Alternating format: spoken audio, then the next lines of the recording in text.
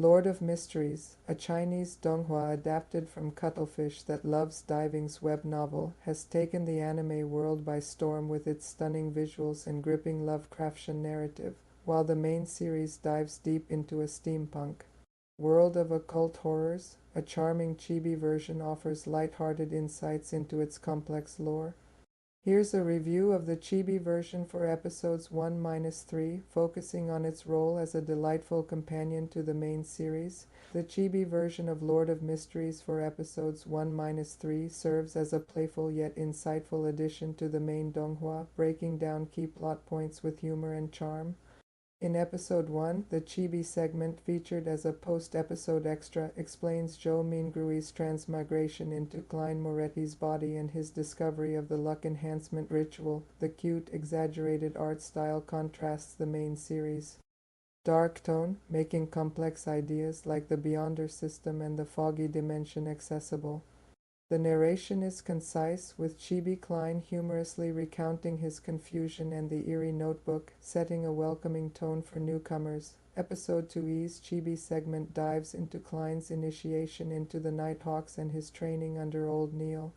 The Chibi characters, especially a tiny, expressive Klein, bring levity to his daunting choice of the seer pathway. The narration cleverly highlights his first mission to rescue a child, poking fun at his inexperience while clarifying the stakes of his new supernatural role. The pacing feels snappy, and the Chibi visuals keep things engaging without overwhelming viewers with the main series' dense lore.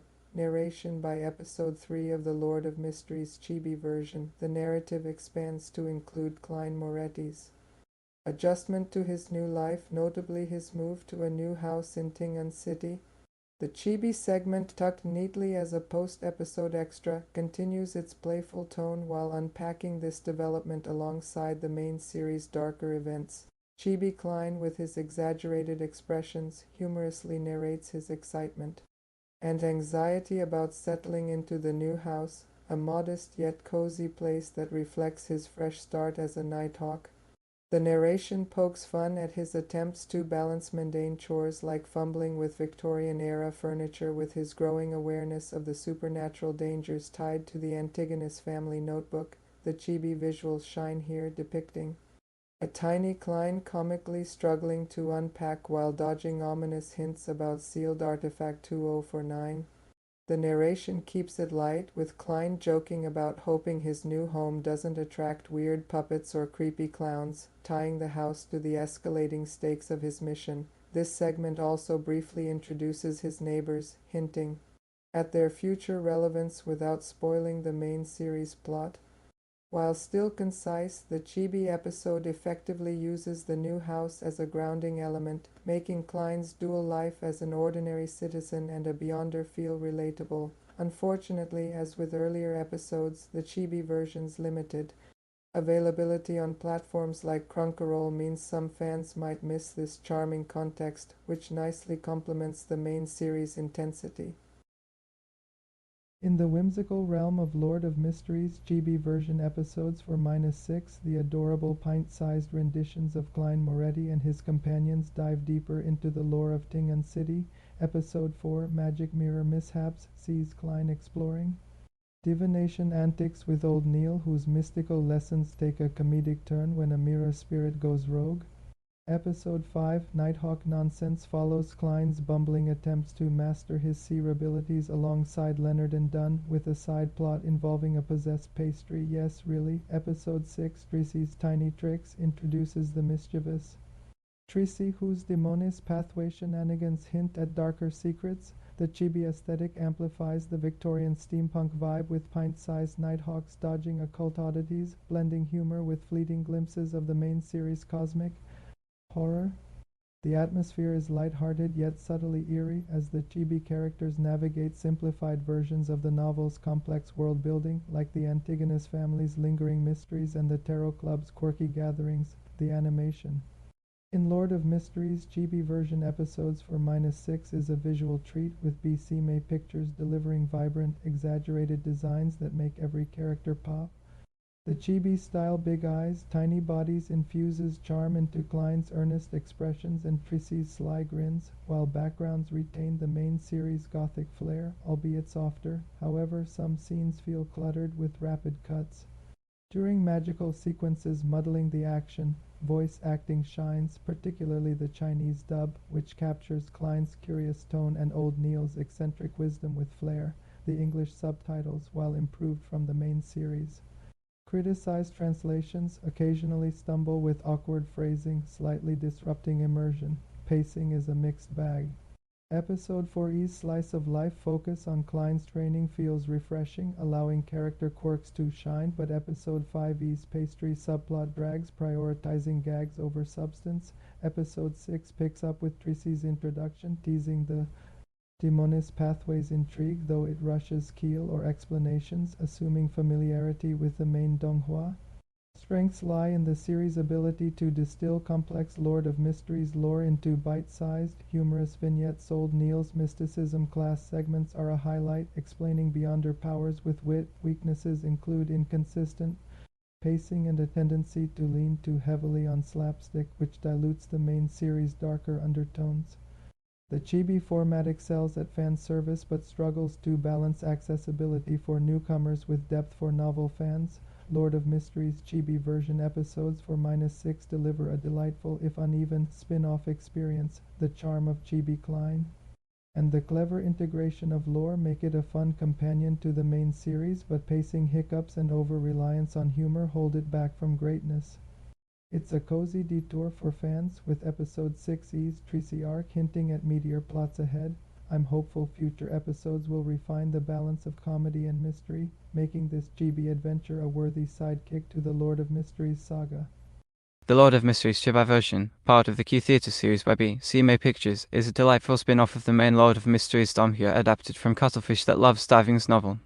These 2-3-minute shorts reimagine the dark, intricate steampunk fantasy world of Klein, a transmigrated seer navigating conspiracies, beyond powers, and divine mysteries through a super-deformed, comedic lens. With big-eye characters, exaggerated expressions, and pastel visuals, the Chibi series distills complex lore like the Seer Pathway and Tarot Club into bite-sized, giggle-inducing adventures. Aimed at fans and newcomers, it highlights key moments with slapstick humor and heartwarming camaraderie, offering a light-hearted contrast to the main series' brooding tone while reinforcing its themes of fate, divinity, and deception. Episode 8's story of £1,000 and 10 Mr. Fool in my heart weave Klein's investigation of a mysterious bounty with his divine ascent as Mr. Fool. An imagined trailer description might read, join by Klein as he chases a £1,000 scam and ascends as Mr. Fool in a sparkly spectacle. Watch him dodge traps with cat-like grace, learn mysticism from Old Neil, lead a chaotic Tarot Club tea party, and welcome the sun. The episode opens with Chibi Klein, his oversized top hat wobbling, puzzling over a £1,000 mystery scam tied to Tinjin's underbelly and a Blackland security company. In a burst of golden confetti and swirling grey fog, Klein, as Mr. Fool, descends onto a massive Sephora castle throne, his monocle glinting with godly swagger, as the Tarot Club aureole Alger Wilson gasps. His sequence Klein abilities shine through cat-like balance, as he trips over his cape but lands with a gymnastic twirl and cheeky tail wag. Flashbacks show Klein's running with shifty-eyed Tan as Vincent and a Chinese gate puppet show where a misfortune cloth puppet hands him a vanishing scroll. Old Neil's mysticism class is a riot, with Klein fumbling a potion recipe causing a sparkly goo explosion that splatters Leonard Mitchell, who flubs a poetic whip. At Duville Library, serious Arpies balloons into Bay and a monster, popped by Klein's toy popkin. A chaotic Tarot Club tea party sees Audrey and Alger bickering over a diary page, while Klein juggles glowing orbs. Chibi Lanevus rigs a glittery chaos bomb, which Klein dodges with acrobatic flips. Tinjin's pop-up book streets in the twinkling grey fog create a cozy, steampunk dreamscape vibe. Klein divines a red chimney mansion, only to be booted from his vision, landing in plush cushions. The post-credits scene introduces Derek Berg, a wide-eyed Chibi praying at an altar with a glowing red gem. Klein summons him as the sun with a finger snap, his jot and dialect contrasting the silliness. CMA Pictures animation captures Chibi Theatre's super-deformed charm. Klein's godly arrival, with swirling fog and golden sparkles, blends 2D animation with 3D depth, giving Sephora Castle a pop-up book grandeur. The color palette golds, purples, pastel blues softens the main Donhua's grit, with Tinjin's detailed streets grounding the whimsy. Old Neil's class, with its gooey explosion, is a comedic highlight, while Derek's debut is elegantly understated. Klein's cat-like flips enhance his Klein ability's humor. The short runtime crowns 2 episodes, rushing transitions Klein's detective to Mr. Full shift feels abrupt. Lanevus and serious sequences lean on cartoon tropes, balloon monsters, anvils, lacking other gag spark. Voice acting shines Klein's swept drawl, Audrey's bubbly outburst, Derek's solemn jotting lines, though Derek's role needs more clarity.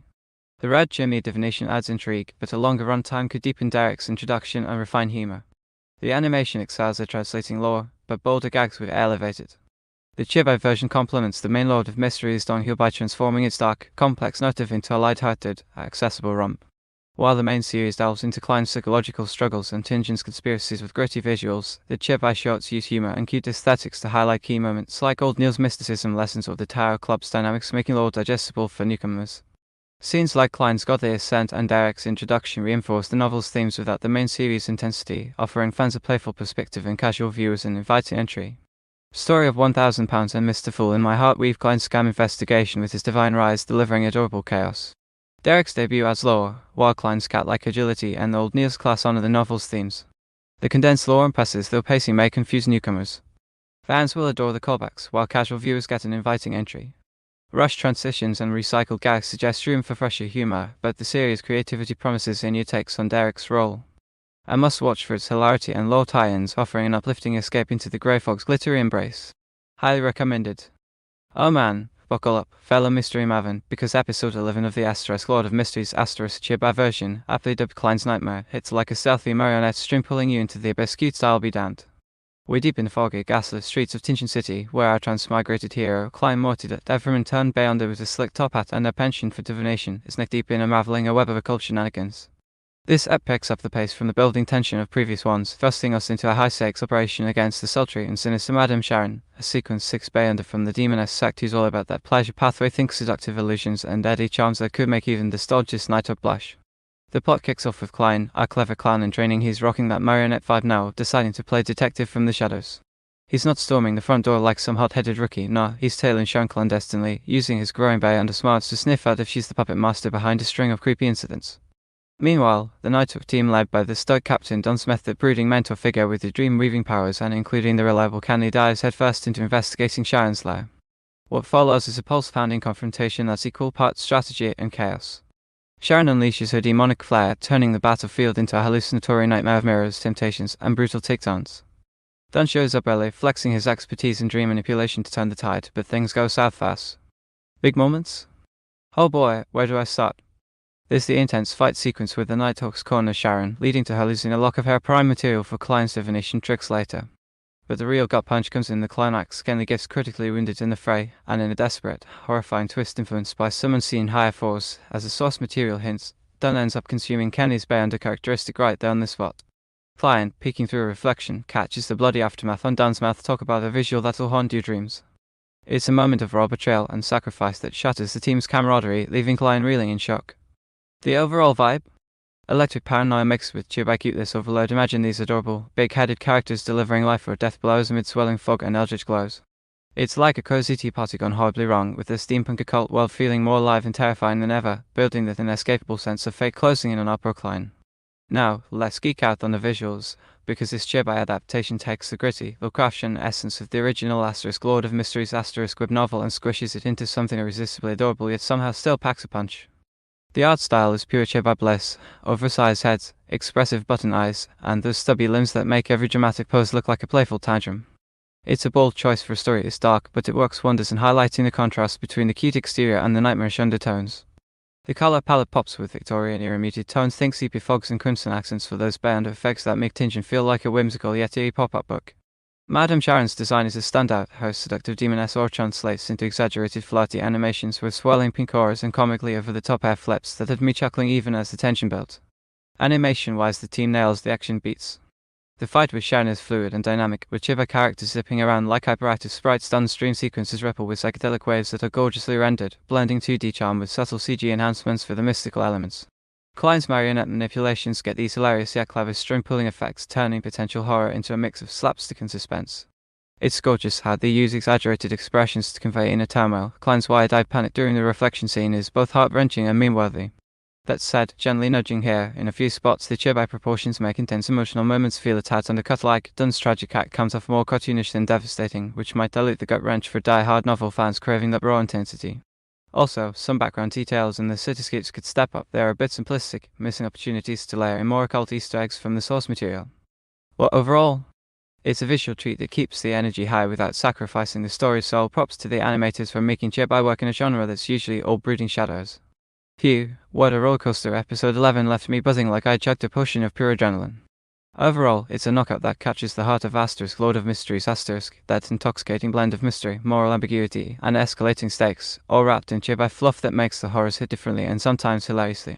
I'm obsessed with how it deepens Klein's character, watching how clever Everman grapple with the nightmare of loss and hidden influences has me rooting for his ascent through the sequences harder than ever. The way it teases bigger forces hello, that sequel nod from the novel has my brain spinning theories over coffee. Sure, the Chibi style might not be for everyone in these heavier arcs, but it adds a fresh, accessible layer that draws in new fans without betraying the source. I'm crossing my fingers for the series to keep ramping up the Bayonder battles, maybe diving deeper into the church's rivalries and Klein's full path antics, give me more of those mind-bending divinations and perhaps some Chibi cameos from side characters like Leonard or Audrey. If it maintains this electric vibe, we're in for a legendary adaptation. Grab your tarot cards, buddy. Well, this is our last review for Chibi version from Lord of Mysteries. In 2026 with special episode and 2027 with season 2. See you there.